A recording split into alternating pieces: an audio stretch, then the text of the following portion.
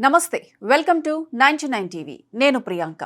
దేశ ఆర్థిక వ్యవస్థలో నిశ్శబ్దంగా ఒక మహా విప్లవం ముంచుకొస్తోందా మనం రోజు వాడే మన జేబుల్లో నిగనిగలాడే ఆ కాగితపు నోట్ల కాలం చెల్లిపోనుందా తెర వెనుక రిజర్వ్ బ్యాంక్ ఆఫ్ ఇండియా అత్యంత రహస్యంగా వ్యూహాత్మకంగా ఒక భారీ ఆపరేషన్ కు స్కెచ్ గీసిందా ముంబై పాట్నా బోర్డు మీటింగ్ లో జరిగిన ఆ సీక్రెట్ చర్చల సారాంశం ఏంటి అవును దేశవ్యాప్తంగా డిజిటల్ చెల్లింపులు డిజిటల్ ఇండియా అంటూ ఊదరగొడుతున్న మార్కెట్లో క్యాష్ కున్న క్రేజ్ ఏ మాత్రం తగ్గడం లేదు ఒకవైపు టెక్నాలజీ పెరుగుతుంటే మరోవైపు నోట్ల ముద్రణ ఖర్చు ఆర్బీఐ ఖజానాను గుల్ల చేస్తోంది ఈ కోట్లాది రూపాయల భారాన్ని వదిలించుకోవడానికి నకిలీ నోట్ల మాఫియా గుండెల్లో రైళ్లు పరిగెత్తించడానికి ఆర్బీఐ ఒక సంచలన నిర్ణయం వైపు అడుగులు వేస్తోంది అదే ప్లాస్టిక్ కరెన్సీ అసలు ఏంటి ప్లాస్టిక్ నోట్ల వెనుక ఉన్న political and economical drama RBI వేస్తున్న ఈ సరికొత్త ప్లాన్ ఏంటి ఈ ప్రత్యేక కథనంలో చూద్దాం భారత ఆర్థిక సామ్రాజ్యానికి గుండెకాయ లాంటి ముంబై కేంద్రంగా అలాగే చారిత్రాత్మక పాట్నా నగరంలో ఇటీవల అత్యంత కీలకమైన బోర్డు సమావేశాలు జరిగాయి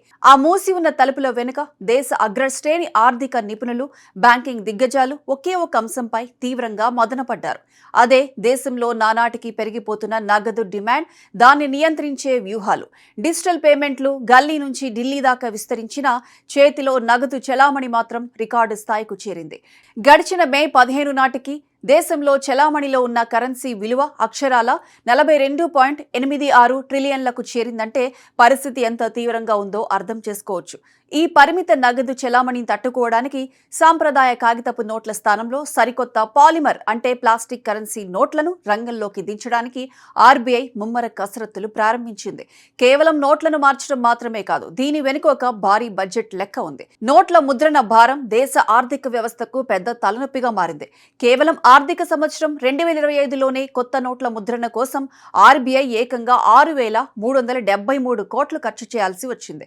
దీనికి తోడు ప్రతి ఏటా పాడైపోయే చిరిగిపోయే నోట్లను మార్చడం ఆర్బీఐకి ఒక పెద్ద సవాల్గా మారింది గత ఏడాదిలోనే సుమారు 23.8 బిలియన్ల పాత మురికి నోట్లను ఆర్బీఐ వెనక్కి తీసుకోవాల్సి వచ్చింది ఇందులో దేశ ఆర్థిక రంగాన్ని శాసించే 500 100 రూపాయల నోట్లే అత్యధికంగా ఉండటం గమనార్హం ఈ భారీ వృధాకు చెక్ పెట్టాలి అంటే నీటిలో నానని ఎంత వాడినా చిరగని కల్తీ చేయడానికి వీలులేని ప్లాస్టిక్ నోట్లే ఏకైక ప్రత్యామ్నాయం అని ఆర్బీఐ భావిస్తోంది నిజానికి ప్లాస్టిక్ నోట్ల వెనుక ఒక దశాబ్ద కాలం నాటి పొలిటికల్ హిస్టరీ ఉంది 2012లోనే అప్పటి యూపీఏ ప్రభుత్వం దేశంలోని 5 ప్రధాన నగరాల్లో ప్రయోగాత్మకంగా 10 రూపాయల ప్లాస్టిక్ నోట్లను ట్రయల్ రన్ కింద మార్కెట్లోకి తేవాలని భావించింది కానీ అప్పటి సాంకేతిక లోపాలు మౌలిక వసతుల కొరత కారణంగా ఆ ప్రాజెక్ట్ నెరవేరలేదు ఫైళ్లలోనే మగ్గిపోయింది కానీ ఇప్పుడు కాలం మారింది సాంకేతికత అగ్రపధాన ఉంది ఇప్పుడు మార్కెట్లో 10-20 రూపాయల నోట్లకు విపరీతమైన డిమాండ్ ఉంది అయితే మొత్తం కరెన్సీ విలువలో వీటి వాటా కేవలం 0.8% మాత్రమే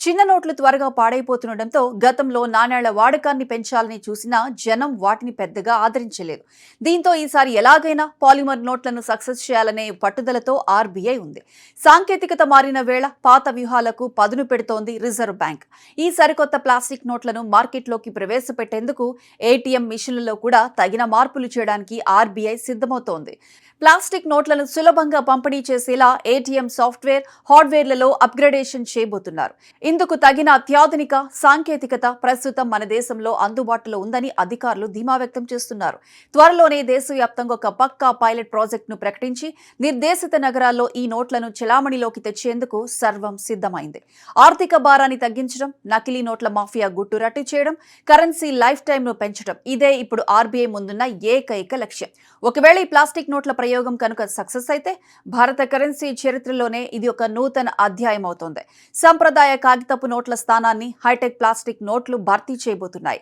మరికొద్ది రోజుల్లోనే మన చేతుల్లోకి రాబోతున్న ఈ నయా కరెన్సీ సామాన్యుడి జేబులో ఎలాంటి మార్పులు తీసుకురాబోతుందో ఆర్బీఐ కలలుగంటున్న ఆర్థిక సంస్కరణలను ఏ మేరకు నిజం చేస్తుందో చూడాలి